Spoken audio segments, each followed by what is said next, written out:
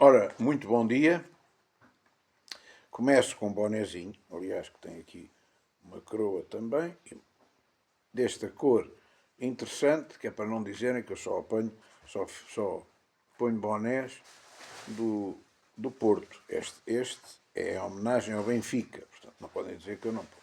E estou de bonezinho por uma declaração inicial, uma espécie de disclaimer, que é política e que não é aula, porque a seguir vou dar a aula. Vou falar-vos sobre as duas novas ordens mundiais, a nova ordem ocidental e a nova ordem oriental, leia-se a nova ordem de pendor capitalista e a nova ordem de pendor soviético. Ambas são péssimas, isto é que é o disclaimer. No meu ponto de vista, ambas são sinistras, ambas visam dominar, esmagar, controlar, sujeitar o cidadão comum e, portanto, eu estou, obviamente, contra elas. Então, o que é que o senhor propõe? Eu proponho o nacionalismo. Eu proponho o nacionalismo e a união entre os nacionalistas a nível mundial. Bom, mas enfim, isto é o disclaimer e agora vou tirar o bonezinho, porque acabou o disclaimer, e vou dar a aula. Ora bem, e a aula é sobre, obviamente, vamos começar por aqui, a primeira ordem mundial, a ordem de origem capitalista. E eu vou recuar no tempo. É claro que se recuarmos no tempo chegamos ao Adão e Eva, é óbvio, não é? Porque isto acaba sempre por ir sempre um pouco mais atrás, mas vou recuar no tempo e vou, de alguma forma, chegar a um período que eu penso que é decisivo, não sou eu que o digo, é o célebre Durosel, por exemplo, não é? L'Europe de 1815 a nos jours, a Europa de 1815 aos nossos dias. Porquê 1815? Porquê? Porque não há de ser outra coisa qualquer. Bom, 1815, porque 1815 é o ano da derrota, ou das derrotas, são duas, do Napoleão. E o Napoleão é uma criatura estranha, é uma criatura extraordinária, porque é diferente do ordinário, que nasce na Córcega, de uma família, enfim, meia coisa, e chega a imperador de França, no meio daquele processo da Revolução Francesa, sinistro e catastrófico processo da Revolução Francesa, e acaba por ser um grande perturbador continental. É um indivíduo que não tem limites e invade tudo, destrói tudo. A velha ordem feudal morre, a meu ver, morre à mão do Napoleão, morre geopoliticamente à mão do Napoleão. Ele não se ensaiou para invadir a Suíça, ninguém invade a Suíça, depois o Napoleão invadiu a Rússia, a Alemanha, tudo. Tudo o que estava à mão para invadir, o senhor invade. A Itália, Portugal, Espanha, destruiu o Império Colonial Espanhol, é claro, em grande parte também devido à fraqueza do Fernando VII, mas causou a fuga da corte e do inteligente, ao contrário do que muita gente diz, do grande político que foi o nosso rei Dom João VI, enfim, com mais milhares e milhares de pessoas que foram atrás dele, com a biblioteca toda atrás e mais alguma coisa. Portanto, no fundo, o Napoleão, e é ele, no fundo, por causa disto, o causador da independência do Brasil, poucos anos depois, não é? Poucos anos depois, era inexorável, e até nisso a dinastia foi inteligente, porque o Dom João VI percebeu que isto ia acontecer, deixou lá o filho primogênito e, no fundo, a filha impô-la a Portugal e, portanto, de certa forma, ficou com duas independências, mas que, no fundo, continuavam a estar nas mãos da sua própria descendência. Bom, ora bem, 1815, portanto, Viena, Mas não é isso que interessa. O que interessa mais de tudo, foi o desfecho, o output do Congresso de Viena. Ou melhor, de 1800, digamos, o processo da reação, isso é que é importante, da reação ao Napoleão. E a reação ao Napoleão é, sobretudo, a Santa Aliança. Aquilo a que se chamou primeiro a tetrarquia, quatro poderes, e depois pentarquia, 5. A Santa Aliança eram 5 inimigos. Isto é extraordinário. 5 inimigos. 5 inimigos que se juntavam para gerir a nova ordem mundial, para serem eles o governo mundial. E o que é que os unia? Bem, perguntaram a um, agora não me lembro se foi quem foi concretamente, foi um dos soberanos. Mas porquê a Santa Aliança? Santa porquê? Porque nós somos todos cristãos. É claro, esqueceram-se de um pequeno pormenor, é que os cristãos na altura estavam excomungados uns pelos outros, não é verdade? O catolicismo tinha excomungado as igrejas orientais que não fossem sujeitas a Roma, portanto, a ortodoxia russa, os Constantinopla, estavam obviamente excomungados. Por sua vez, a mesma coisa ao contrário. O anglicanismo estava excomungado pelos católicos e tinha excomungado os católicos. E, portanto, Santa Aliança, de santa é que ela não tinha nada, não é? De santa é que ela não tinha nada. Era apenas uma primeira fórmula de governo mundial, para, em certa medida, controlar a nova ordem que iria sair depois do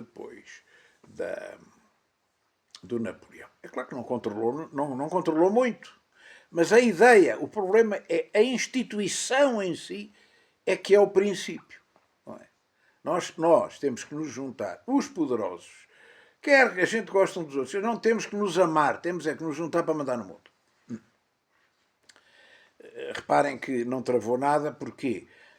Porque logo a seguir, em 1815, começam as revoluções liberais. A primeira metade do século XIX são as revoluções liberais, não é assim? Mas incluindo a nossa de 1820, mas há outras mais antigas, a Revolução de Cádiz, por exemplo, é anterior. Enfim, isto não interessa. Agora o que interessa é que há uma carambola que resulta da Revolução Americana, foi o ensaio da Revolução Francesa e da Revolução Francesa, para, de certa forma, impor uma nova política, uma nova lógica, que é o liberalismo vitorioso. Bom, na segunda metade do século XIX, essas convulsões transformam-se em nacionalismos. É a emergência dos nacionalismos agressivos. Não dos nacionalismos virados para si próprio, mas nos nacionalismos agressivos. Curiosamente, uma dessas convulsões foi a Guerra Franco-Prussiana, que foi exatamente dirigida pelo Napoleão III, que era sobrinho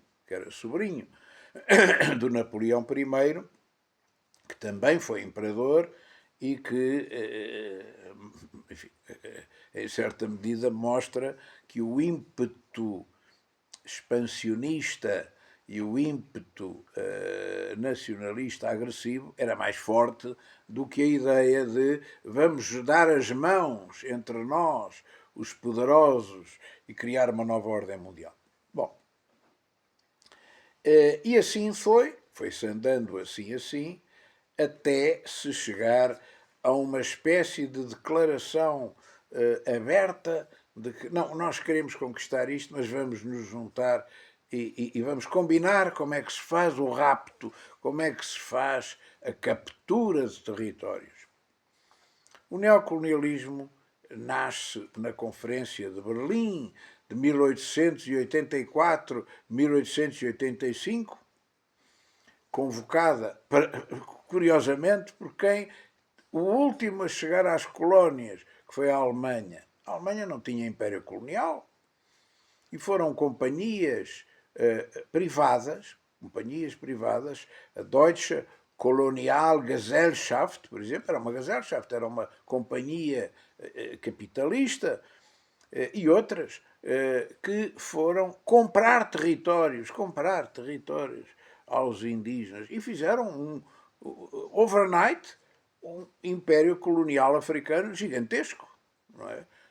Desde logo com a Namíbia, com o Ruanda, com o Burundi, com os Camarões, enfim, com uma série de outros territórios, não é verdade? Que acabaram, o Togo, por exemplo, acabaram por criar um enorme império africano.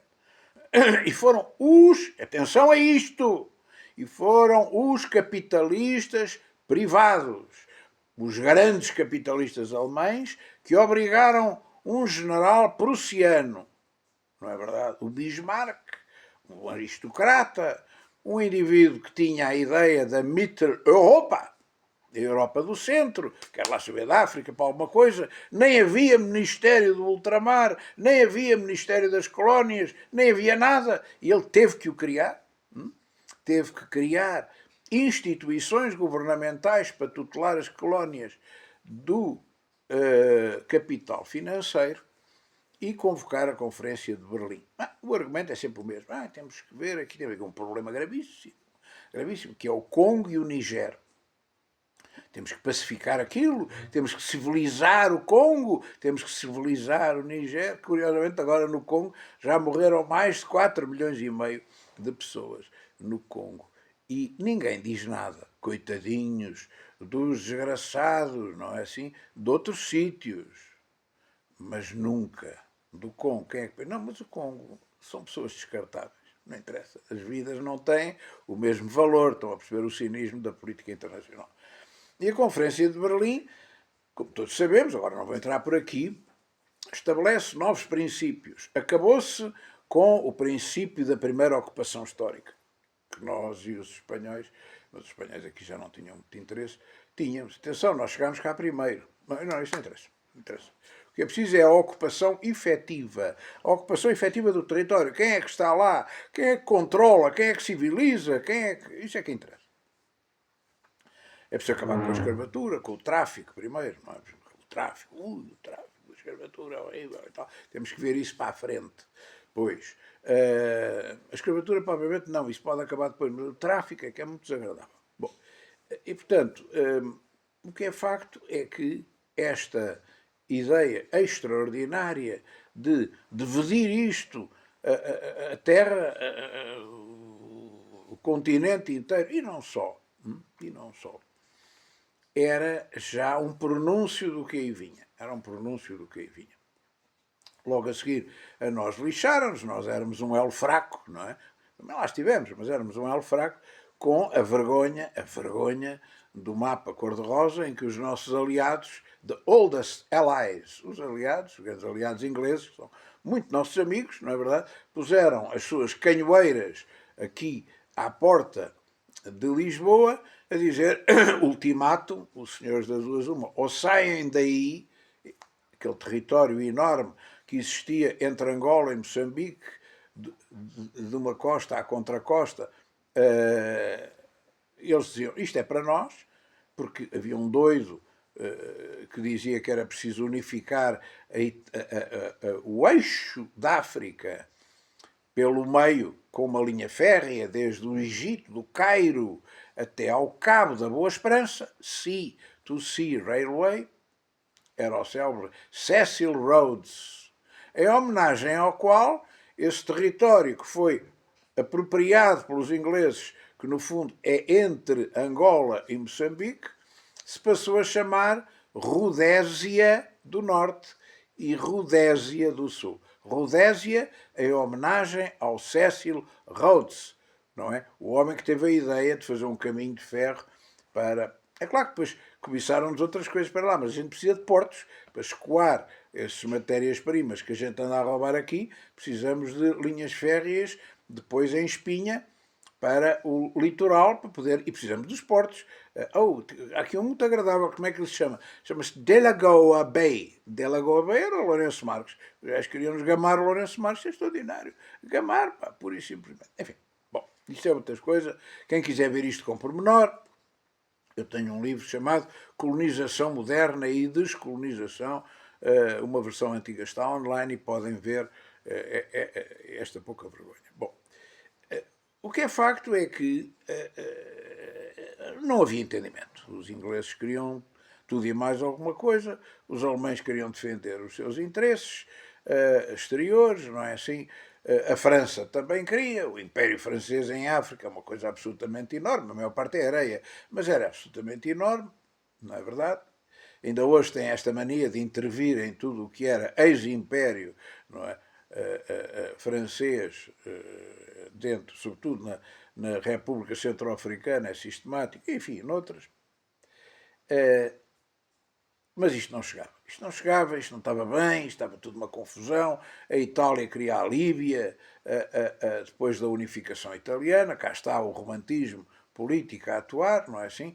O Garibaldi, o Cavour, cá vem a Revolução, cá vem a Revolução Francesa, a unificação italiana, que faz todo sentido, é veiculada através de dois revolucionários internacionalistas, enfim, que eu acabo de referir. Bom, porque o seguinte, isto não ficou certo e, portanto, havia uma cobiça territorial que obrigava a uma guerra.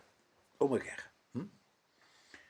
E é assim que, coitado do arquiduque, estou sempre a dizer, coitadinho do arquiduque Ferdinando, não é que eu não tenha estima por ele, já digo isto várias vezes, porque a pessoa diz, você é um bruto, então agora, coitado de um casal jovem de príncipes, o arquiduque Ferdinando, não sei quem, são mortos em Sarajevo, e a mulher, que era lindíssima, e o senhor diz, uma causa tão estúpida. E quer dizer, vistas as coisas, é um pretexto, é um pretexto. Aquilo não é a razão fundamental para se fazer uma guerra onde morreram dezenas e dezenas de milhões de pessoas. Não é o arquiduque Fernando, nunca mais ninguém ligou nenhuma ao arquiduque Fernando, nem à patroa, coitadinha, não é? Pura e simplesmente é um pretexto, é um pretexto. Esta guerra foi uma carnificina, é uma guerra de posição, enfim, agora não vou entrar nisto também, não é? Mas quem quiser ver, fica a perceber o que é que eu estou a dizer. E no final, damos mais uns passinhos, no sentido da nova ordem mundial ocidental. Em primeiro lugar, é preciso destruir os impérios que se juntaram para se defender, naturalmente, e que nós cobiçamos. Portanto, vamos destruir e já agora dá cá, vamos roubar bocados. É sempre uma questão de dinheiro. It's always about money. Vamos roubar, não é verdade, o Império Russo, o Império Austro-Húngaro, o Império Alemão e o Império Turco ou Otomano. E não roubaram pouco. Olha, a Rússia, toda a gente diz, mas a Rússia rendeu-se antes. Pois, está bem, rendeu-se antes e fizeram a Revolução Bolchevista em 17. Mas perdeu a Finlândia, perdeu a Estónia, perdeu a Letónia, perdeu a Lituânia, perdeu mais uma porrada de territórios que eram deles. Não sei se estão a perceber. Eu penso que perdeu nesta altura, se eu não estou enganado, mas isto aqui não tenho a certeza absoluta, mas penso que foi também nesta altura que perdeu a Ucrânia. Reparem bem, a buffer zone, que vai desde a Finlândia até a Ucrânia. Não sei se estou a ver. Não é? Não sei se estou a ver. Bom, é claro, mas foram os únicos. Não, a Alemanha fartou-se levar porrada. Para começar, roubaram-lhe o Império Colonial todo. Isto é uma coisa única, não é? Roubaram o Império Colonial todo, tudo. A Namíbia fica para os ingleses. Liga-se à África do Sul, não faz mal. Isto é para mim, o Togo é para ti, os Camarões é para ti. Dividiram tudo entre eles, como se fosse...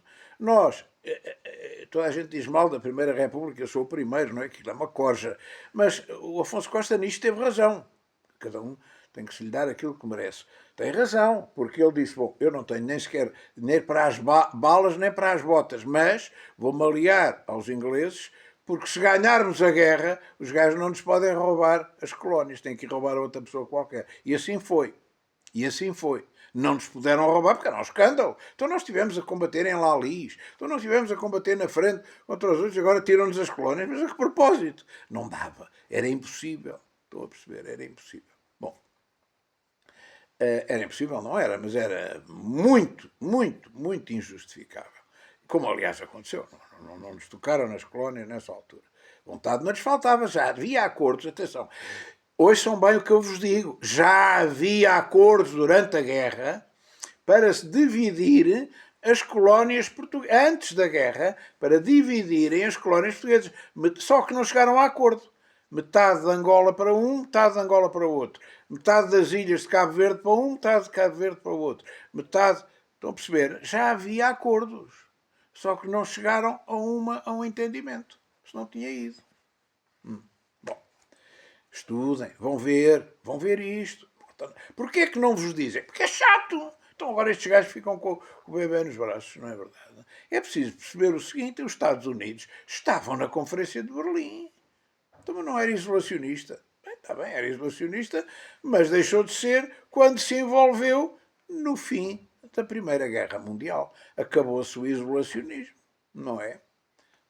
O neo-intervencionismo americano começa exatamente com o envolvimento na Primeira Guerra Mundial, aliás, para desempatar o conflito. Bom, o pior de tudo que fizeram, foi a política de mandatos. O que era a política de mandatos? Bem, esta coisa das colónias, não, nós estamos aqui para civilizar, a saúde, a educação, etc. Não.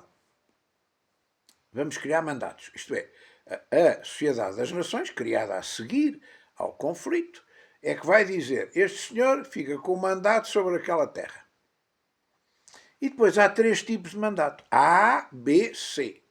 Se o país tiver capacidades de ser independente, não é verdade? Como o Egito, não, é uma questão de tempo.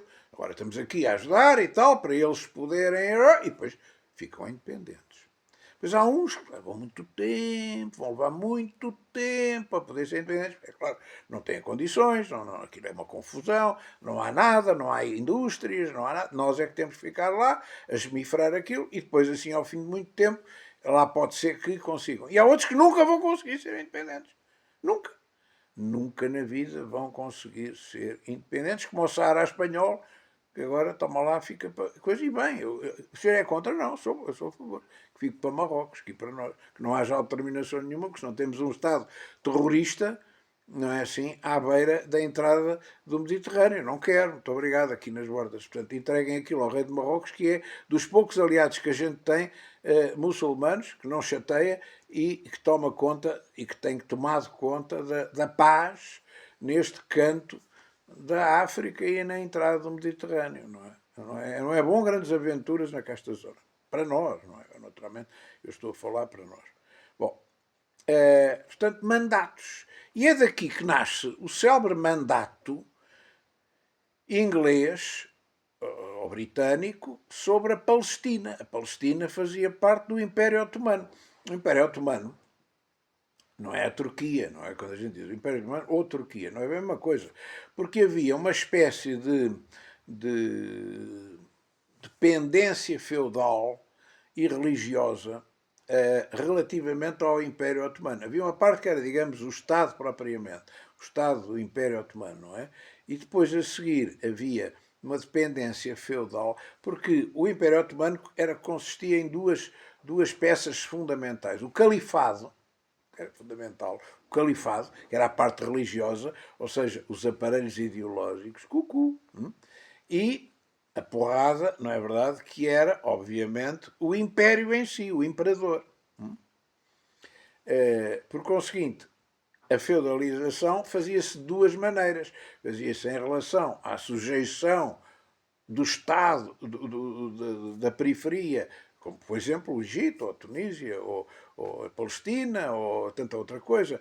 Está uma parte dos estões todos que depois fizeram parte da URSS, da URSS, não é verdade? Eram turcófonos e turcomos. Não esqueçamos que a Crimeia pertencia ao Império Otomano, não é? Foi conquistado pela Catarina. Bom, por conseguinte, havia ali uma dupla sujeição, uma sujeição ao califa e uma sujeição ao Império enquanto Estado, enquanto potência. Espatifam-se isto tudo, não é? Espatifa-se o Império Alemão, espatifa-se o Império Austro-Húngaro, tudo com perdas territoriais, vão ver a história, não tenho tempo para estar a contar isto tudo, e a seguir o que se faz é sujeitar a Alemanha a uma situação vexatória, absolutamente vexatória, com impostos de guerra impagáveis, com uma destruição física das suas forças armadas. Afundaram a Marinha Imperial à frente dos oficiais, era mesmo para abandalhar. E puseram as pessoas à fome. À fome. Atenção, na Alemanha puseram as pessoas à fome. Quando os alemães não conseguiam pagar aquelas enormes multas de guerra, aquelas enormes sanções financeiras de guerra, tiravam-lhes um bocado para começar. Foi logo aquela célebre troca que anda para cá e para lá, da Alsácia e da Lorena, não é? Isso já sabemos, é França, Espanha, e a França e a Alemanha andam neste ping-pong. Mas outras coisas, não é verdade? Como, por exemplo, a região do Ruhr, que é a região mais rica industrial da Alemanha, foi hipotecada para pagar os impostos. Aquilo que a Europa está agora a fazer com a Rússia de roubar as contas russas dos russos, não é da Rússia, não é do Estado, é dos russos que estão nos bancos ocidentais, tirar-lhes o dinheiro para pagarem armamentos e corrupção à Ucrânia. É muito interessante, não é? Estes mecanismos estão sempre lá. Bom, portanto, esta destruição... peço desculpa, eu tenho aqui mais. A Rússia ainda perdeu a Polónia e exatamente, que eu não tinha dito. Não é? Portanto, além da Finlândia, da Ucrânia e dos países bálticos, não é? Perde a Polónia. Estão a perceber? Vejam a buffer zone. Bem, a destruição dos impérios vai mais longe. Quem é que pagou a Revolução Bolchevique de entrada? Quem é que pagou o comboio ao Sr. Lenin e aos outros revolucionários, não é assim, o Trotsky e toda essa gente que entrou via Alemanha para fazer a Revolução Russa? Foi o Kaiser. Foi o Kaiser. Pois é, são uns pequenos pormenores que às vezes as pessoas não sabem, não é? Bom, portanto, cá se fazem, cá se pagam, não é? Bom, o que é facto é que estes mandatos, além de terem dividido tudo e mais alguma coisa, entraram pelo território otomano adentro, e não só, enfim, e depois continua. As colónias francesas chegaram ao Vietnã, não é? Ao Annan, e é isso que vai dar o futuro, a guerra do Vietnã. Mas eu estou a falar agora, estou a falar aqui concretamente da Palestina, não é? E é graças aos ingleses, não é verdade, que veio a célebre declaração do Lord Balfour, que é uma declaração surrealista, que ainda hoje está em vigor, de criar 2 Estados dentro daquela Palestina. Um Estado para dar aos palestinianos e um Estado para dar aos judeus. Bom, e esta questão é a primeira pedra que se vai pôr na possibilidade de resolução de uma geopolítica que nunca mais vai dar sossego à humanidade e que vai estar, como está agora, no fim de um tempo, no fim deste tempo. Bom, esta guerra vai ser uma guerra catastrófica. Já está a ser, mas vai ser muito pior. Bom, é através desta célebre declaração Balfour. É claro, dirá, mas isto tem os sionistas, e tem o Herzl, o Theodor Herzl, tem isso tudo, com certeza, e tem uma série de outros autores neonacionalistas, enfim, judaicos, que no fundo incentivaram a recolonização de Israel pelos judeus. Tudo isso é verdade, sim senhor, não tenho dúvida nenhuma, mas não há dúvida que esta declaração é que ficou para a história como o imbróglio, que é criar dois Estados incompatíveis no mesmo território. Não é? Quando já há um Estado palestiniano, chama-se Jordânia, não é? Mas enfim, eu não queria entrar por aqui. Esta situação ficou, portanto, em polvorosa, estamos nos anos pós-guerra, não é? A guerra acaba em 18, estamos em pós-guerra, e o que é facto é que a situação não ficou resolvida. Não ficou resolvida. Continuamos com graves problemas e com graves ambições e com isto tudo, e sobretudo temos a Alemanha numa situação catastrófica. E reparem bem, e é a guerra que provoca o início do neonacionalismo agressivo. Do neonacionalismo. Já havia nacionalismos liberais, não é? Como eu acabo de dizer, o Garibaldi e o Cavour é um caso exemplar. O neonacionalismo agressivo é um neonacionalismo romântico, tardo-romântico, não é verdade? Extralógico. É curioso que nós demos o pontapé de saída. O nosso foi meiguinho, como tudo. O que nós fazemos aqui é tudo meia dose, não é? Mas o nosso começou... Nós demos esse pontapé porque a situação portuguesa era perfeitamente catastrófica. A República criou aqui uma balbúrdia, que havia tiroteio todos os dias em Lisboa, um caos completo. Leiam o livro do Jaime Nogueira Pinto, chamado Nobre Povo. É a melhor história da Primeira República que eu vi escrita até hoje. E, portanto, esta situação de degradação total, não havia nada, queriam-nos hipotecar as alfândegas. Chegámos ao zero. Vejam o livro de Jaime Nogueira Pinto. Está lá tudo. Queria ter várias tentativas de subversão, não é? Em 1915, depois em 1918, no fim da guerra.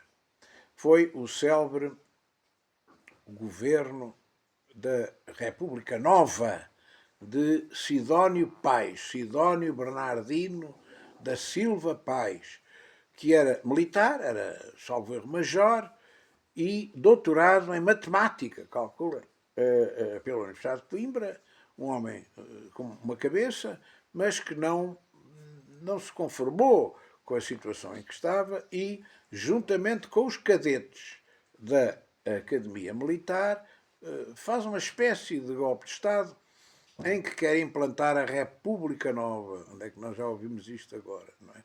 Esta ideia da República Nova é, não, isto é regenerável, a ideia da República é muito boa para eles, não é? Mas é regenerável, esta é que não serve de maneira nenhuma, vamos criar uma República Nova. Romantismo. É claro, o que é que aconteceu? Deram-lhe um tiro, não é? Claro, aquela máquina de assassinar que havia na Primeira República, era a Carbonária, rapidamente limpou o nosso Sidónio Bernardino da Silva Pais, que romanticamente morre a dizer uma frase absurda: morro bem, salvem a pátria. Morro bem. Enfim, bom, adiante. O problema maior das entreguerras não é só esta letargia económica que se vivia, ao mesmo tempo que havia uma alienação absurda dos cancãs e daquela loucura que tomou conta da geração de pós-guerra, não é? Enfim, das drogas, do início das drogas, da cocaína, dos opiáceos, de tudo isso, das bebedeiras, de uma vida, enfim, extravagante, não é? E, ao mesmo tempo, se desenhava uma crise económica catastrófica que rebentou exatamente no ano de 1929, o crash de 29. em que pôs, que depois teve carambolas, começa por rebentar a Bolsa de Nova Iorque, a Bolsa de Nova Iorque contamina a Bolsa, o rebentamento contamina a Bolsa de Londres, de Paris, e temos um crash monumental a nível da economia capitalista. Suicídios em massa, desemprego, fome, miséria. Não nos podemos esquecer que, além disso, a pandemia começou em 1918, a chamada gripe espanhola. A gripe espanhola, que é uma gripe, porque havia de ser espanhola? Era o H1N1, é sempre o mesmo vírus, é sempre o mesmo vírus da gripe, não é? Bom, mas enfim, decidiram que se chamava gripe espanhola, não sei porquê. Nós, então, decidimos isto também. De Espanha, nem bom vento, nem bom casamento, a gripe é espanhola, pronto. E então contaminou milhões de pessoas, morreram muito mais pessoas com a gripe espanhola do que com a chamada pneumónica, do que na própria guerra. Os números são muito vagos nesta altura, não havia estatísticas, não é? Ou havia más, não é? Morreram 40 milhões na guerra, morreram, temos a certeza absoluta. E aqui morreram o dobro, 80, vale o que vale, mas para dar uma ideia de proporcionalidade serve perfeitamente. Eu penso que eu não tenho segurança nenhuma nestes números, nenhuma. Bom, portanto, este crash monumental em 1929 tem dois efeitos. Tem dois efeitos curiosos. O primeiro efeito é um efeito social-democrata, vejam bem, extraordinário. E sabem onde é que ele nasce? Nasce nos Estados Unidos. É fantástico. Bom, nos Estados Unidos da América. New Deal, o novo acordo social. O novo acordo. New Deal. New Deal, Roosevelt deita a mão àquilo, quer dizer, bem, tem que fazer qualquer coisa, está a gente a morrer por todo lado. E o New Deal o que é? É o fim do liberalismo. Não pode haver mais liberalismo. Laissez-faire, laissez-passer, que le monde va de lui-même. Não dá mais. Não é? Não dá mais. Temos que criar aqui uma nova política, uma política intervencionista, não é verdade? É preciso criar previdência social, é preciso começar por dar de comer às pessoas que estão no meio da rua. Milhões, vejam os filmes, milhões de pessoas no meio da rua a pedir comida no meio das cidades americanas. E o New Deal começou por ser isto, assistencialismo puro, não é? Pega lá a comida, pá. Vamos criar sopa para os pobres, pá. Está tudo aflito, ninguém tem emprego. Bom. E depois, a pouco e pouco, construiu-se uma alternativa económica intervencionista, não é assim? Intervencionista. Que era uma espécie de fim do Adam Smith, não é verdade? O Adam Smith está sempre a ressuscitar, mas pronto, vamos embora. Portanto, é um primeiro efeito, é uma socialização do capitalismo liberal, primeiro efeito, curiosamente ali, que é uma coisa que não se está à espera, e na Europa? E na Europa traz um boost à extrema-direita. A extrema-direita nasceu por causa da... É mentira. Não nasceu nada. O Partido Fascista nasce em Itália em 1919. O Partido Nazi nasce pouco depois, em 1920 e poucos, não é? Portanto, não é verdade que tenha sido provocado pela crise de 1929, mas levou um boost em 29. Bom, mas anteriormente já tinha começado. Por exemplo, em Portugal, o Sidónio morre, continua a balbúrdia e as tropas, os nossos dois generais, Gomes da Costa e Sinal de Costa, lembram-se de vir por aqui abaixo, de Braga por ali abaixo, para acabar com a porcaria da Primeira República e instituir uma ditadura militar, foi assim que se chamou, ou ditadura nacional, que dura entre 28 de maio de 26 e a Sala do Risco, 33. Salazar era ministro das Finanças, mas às tantas chateou-se com aquilo e foi-se embora para Coimbra. Bom, Hitler sobe ao poder em 1933, vamos ver, o Partido Nazi existe desde 1920, chamava-se Partido dos Trabalhadores da Alemanha, era um partido de esquerda, É curioso, a gente tem mania que estes patetas todos, nazismo é a extrema-direita. É. Então vamos ouvir o nome do partido. Partido Nacional Socialista dos Trabalhadores da Alemanha. Socialista dos Trabalhadores é da direita. Está bem. Um e um não são dois. Bom, adiante. A Guerra Civil de Espanha rebenta em 36, não é? É o alçamento, é tudo a mesma coisa. Contra quem? Contra o esquerdalho. Contra aquilo, o esquerdalho unido, que dava por nome de Los Rojos, os vermelhos. Agora, curiosamente, em Espanha não se pode dizer isto.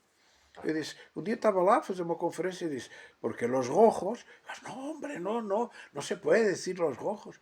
Não se pode dizer, mas eles acham que são rojos. Eles usam a cor e tudo, eles acham que são vermelhos. É um insulto chamar a um comunista vermelho.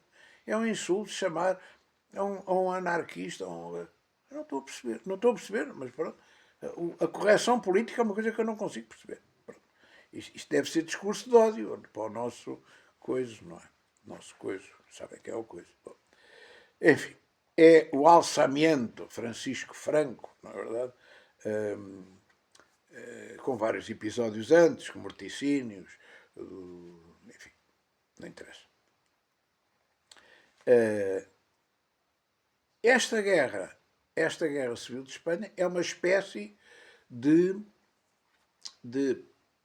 treino para a Segunda Guerra Mundial.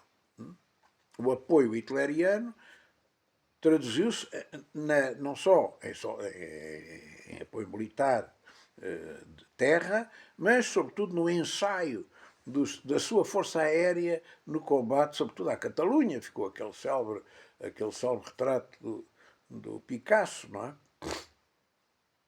Da Guernica.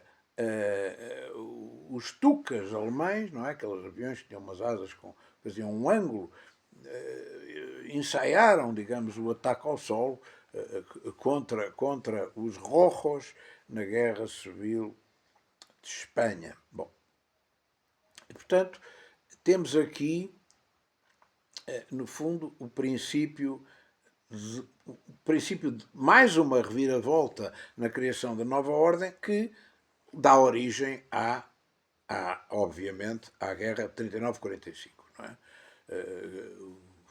O primeiro-ministro britânico, quando o Hitler quer de Sudetenland, a Sudeta, que é a República Checa, deixou andar, a Europa toda calou-se. Quando faz o pacto de Ribbentrop-Molotov com o Stalin para dividir, ouçam bem, um tratado entre o ministro dos negócios estrangeiros nazi e o ministro dos negócios estrangeiros comunista stalinista, para invadirem ao mesmo tempo a Polónia e dividirem a Polónia ao meio, metade para ti, metade para mim. E os ingleses ficaram muito indignados e declararam guerra à Alemanha, então e à Rússia? Então, quer dizer, há um acordo, um tratado. O tratado obriga a ambos a avançarem contra a Polónia. Ambos avançam contra a Polónia e dividem a Polónia ao meio. Um é mau e o outro é bom. Está bem. Não está mal visto. Não, sim senhor, isto é tudo muito lógico. Tem imensa lógica. Bom, e portanto a guerra começa com este pretexto, é outro pretexto, não é? Os alemães é que são maus, os russos não são. Não. Os alemães é que são maus. Bom, e portanto, mas a internacionalização da guerra só se faz em 7 de 12 de 1941. É extraordinário. A campanha para a reeleição do Roosevelt, que se faz em plena guerra, do presidente Roosevelt, ele faz um discurso, está escrito e gravado e filmado, que nós, Estados Unidos, em plena guerra, nunca interviremos nesta guerra mundial, salvo se os interesses vitais norte-americanos forem postos em causa diretamente. Ou seja, só se nos atacarem, que a gente não entra.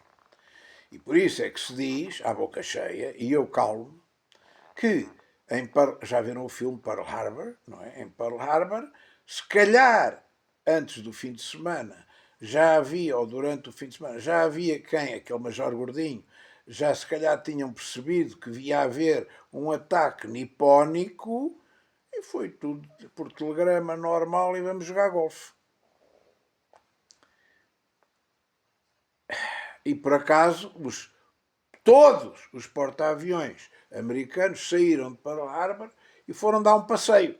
E o resto ficou lá para afundar. Eu não estou aqui a dizer nada, não estou a dizer nada. Estou a dizer só que é estranho. Que é muito estranho. Mas, pronto, tudo bem. É assim que é. Bom, e é por causa deste ataque que vem aquele célebre discurso: This day will remain in infamy. Não sei o quê. Aí, tudo ali no Senado. O nosso presidente muito ofendido. Não é? Que vai ficar na história da infâmia.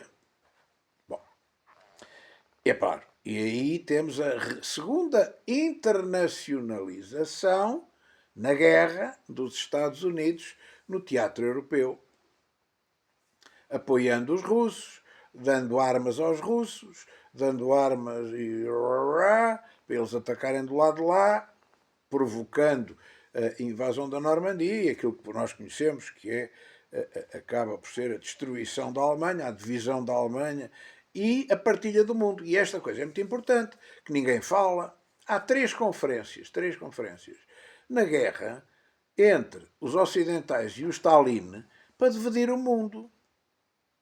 Conferência tiveram em 1944, a Conferência de Yalta, que é mais importante, em 1945, Yalta na Crimeia, e a Conferência de Potsdam.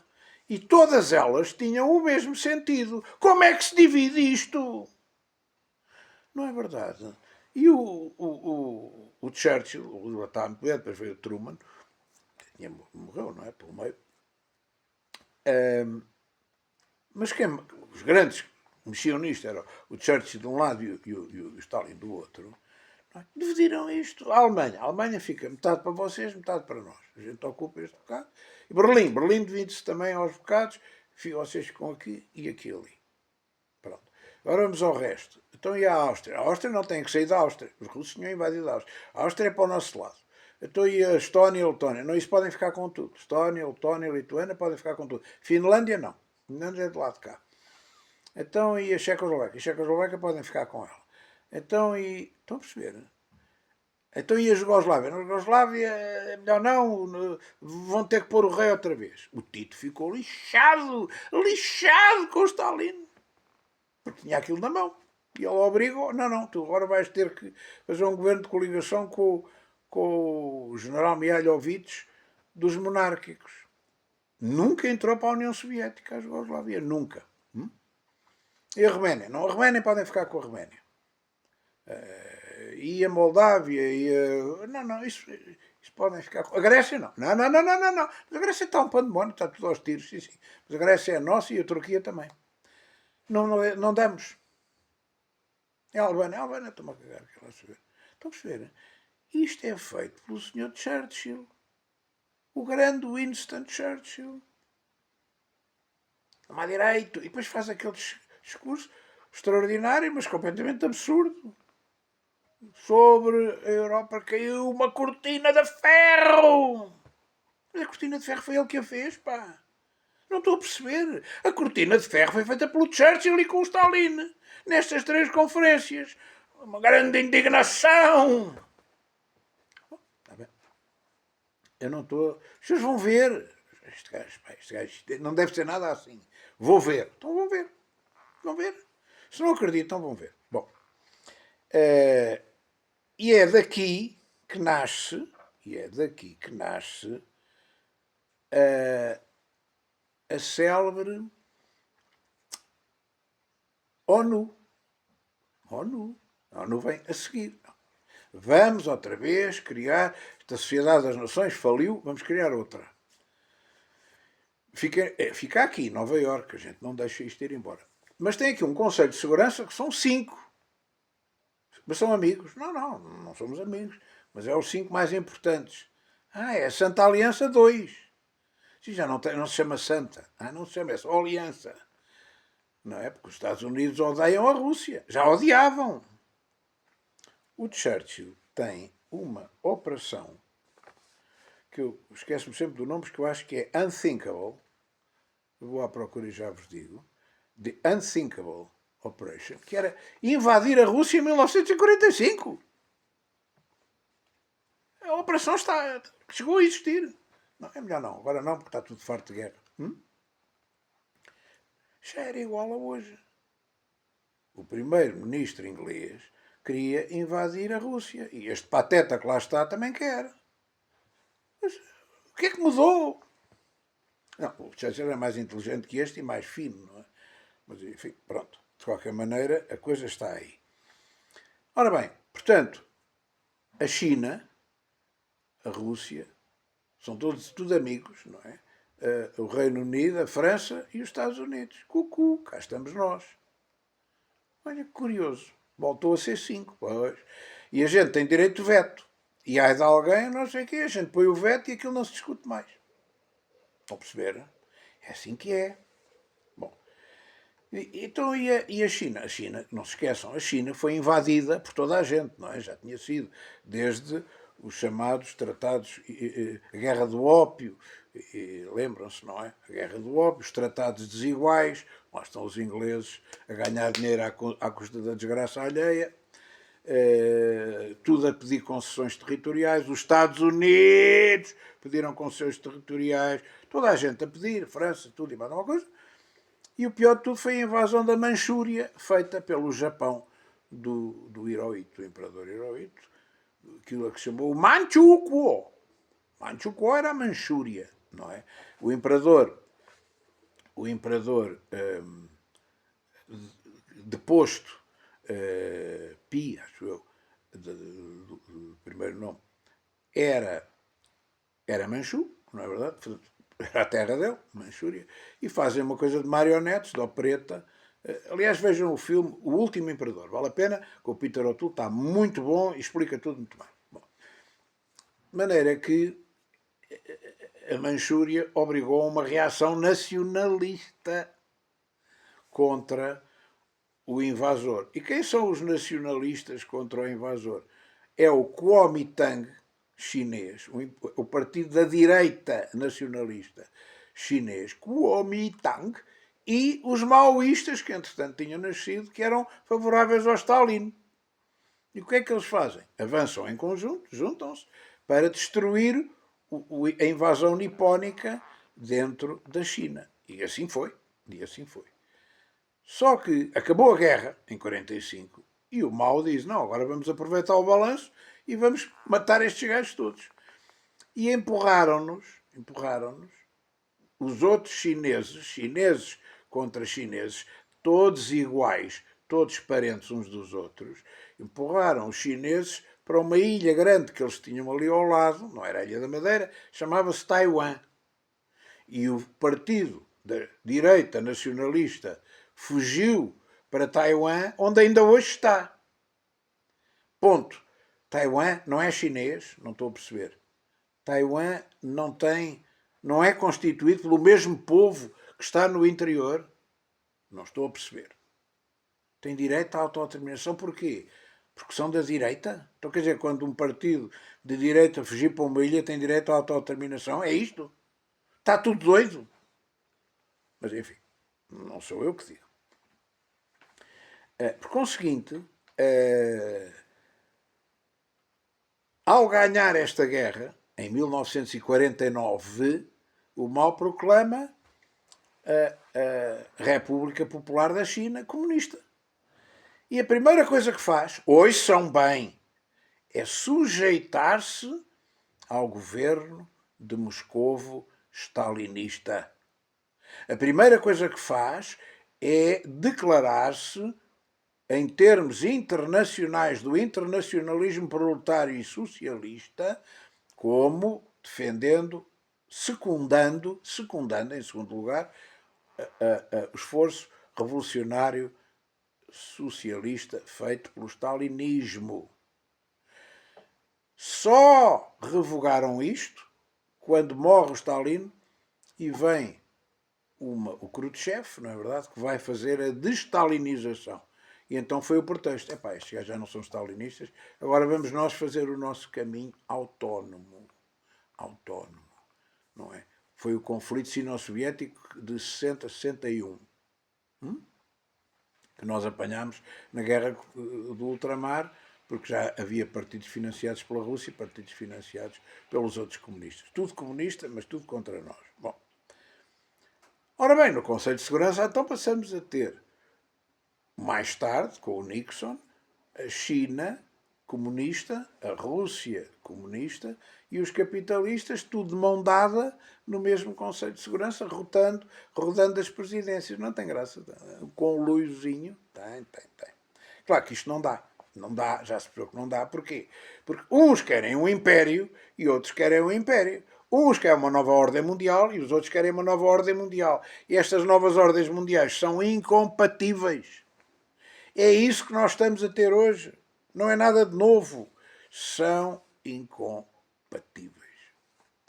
Quando é que isto muda? Muda em 89-91, segundo programa que eu vou fazer, 89-91, quando a Rússia, a União Soviética, explode por Harakiri, quando o Pacto de Varsóvia explode por Harakiri e quando a Alemanha é reunificada. Vamos continuar noutro programa que este já tem como 1 hora. Espero que tenham percebido e muito obrigado pela vossa atenção.